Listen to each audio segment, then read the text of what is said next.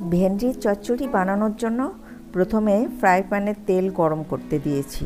এরপর কেটে রাখা আলুর লম্বা টুকরোগুলোতে নুন হলুদ মাখিয়ে ভাজতে দিলাম।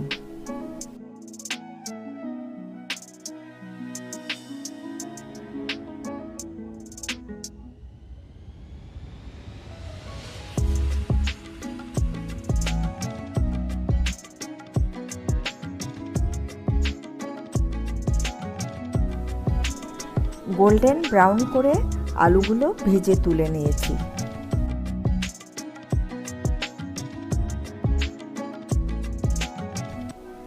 এবার ভেন্ডিগুলো আগে ভালোভাবে ধুয়ে তারপর কেটে নিয়ে নুন হলুদ মাখিয়ে ভাজতে দেব।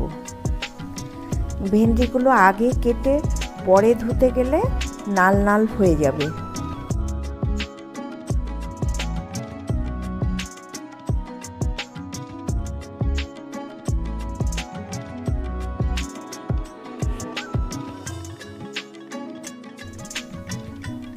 ভেন্ডিগুলো এবার তুলে নেব।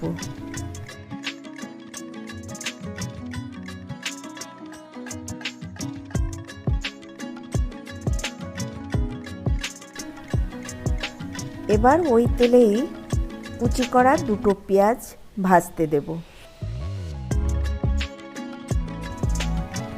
একটু নুন দিয়ে নাড়াচাড়া করে নেব। পেঁয়াজগুলো ভালো করে ভেজে একটা টমেটো পেস্ট করে ওর মধ্যে দিয়ে দিলাম।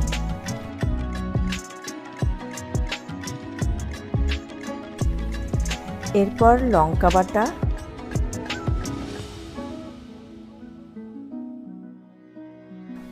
হলুদ,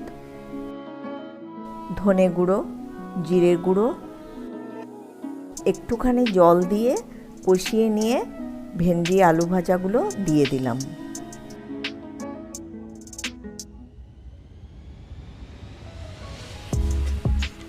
ভালো করে মিশিয়ে নামিয়ে নেব। এটা ভাত, রুটি সবের সঙ্গেই খেতে ভালো লাগে।